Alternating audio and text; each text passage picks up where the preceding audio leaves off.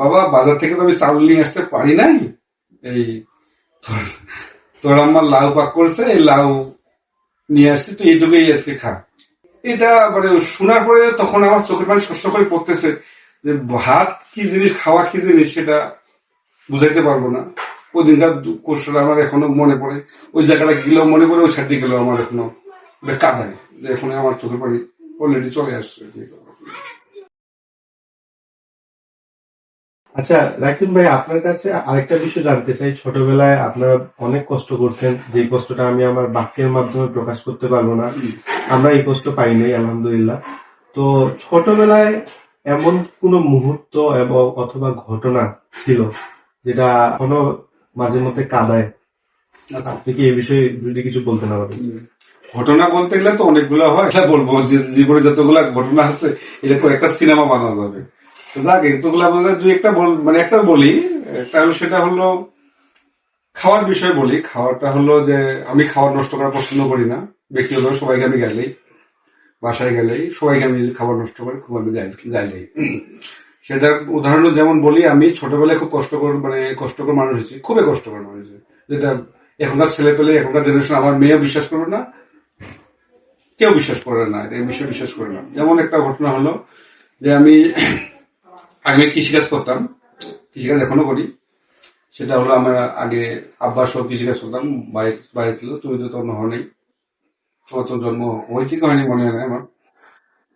তো সারাদিন পরিশ্রম করার পরে জমি বাড়িতে মাঠে পরিশ্রম করার পরে আব্বা রাতে করে আমাকে খাবার নিয়ে যেত, মানে একটা মেশিন পাহারা দিতে হতো আমাদেরকে, ছেলে মেশিন পাহারা দিত, পানি ছেড়ে দিতে হতো।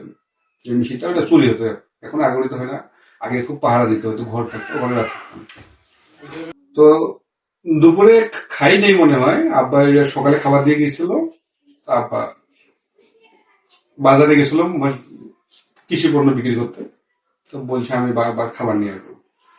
তো সারাদিন শ্রম দেওয়ার পরে বসে আছি, রাতে মেশিনের ঘরে শুয়ে থাকি, থাকার ব্যবস্থা আছে, শুয়ে থাকি। তো খাবার নিয়ে আসবে, এই কখন খাবার নিয়ে আসবে, কখন টর্চ লাইট জ্বলবে, এই অপেক্ষায় থাকতে থাকতে থাকতে থাকতে প্রায় রাত 10টা, 10:30টার সময় বা 11টা মতো হয়ে যাবে। আসছে খিদাতে ছটফটাচ্ছি, মানে খুব খিদা লাগছে, খাবার নিয়ে আসবে।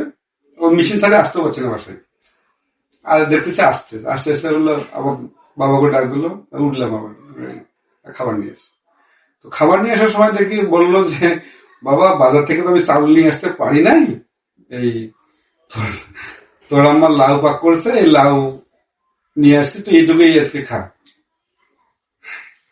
এটা বলে ওদিনকে আমার চোখের পানি খুব শস্য করে পড়ে গেছিল, যেটা সারাদিন ক্ষুধার্ত পেটে তখন বলছি শুধু লাউ পাক করছে, এই লাউ নিয়ে আসি, এইটুকুই খা, ভাত চাল আমি বাজার থেকে নিয়ে আসতে পারিনি।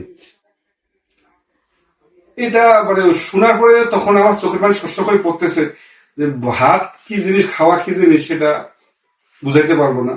ওই দিনকার কোর্সটা আমার এখনো মনে পড়ে, ওই জায়গাটা গেলেও মনে পড়ে, ওই সাইড গেলেও আমার এখনো কাঁদায় যে এখন আমার চোখের পানি অলরেডি চলে আসছে। ভাত ক্ষুধা কি জিনিস সেটা একমাত্র মনে হয় আমি চাইলে বুঝে, আর যারা না খাই থাকে তারা বুঝে। ঠিক আছে, ধন্যবাদ রাকিব ভাই এত সুন্দর আপনার উত্তরের জন্য। অসংখ্য ধন্যবাদ ভাবি আপনাদের। আসসালামু আলাইকুম।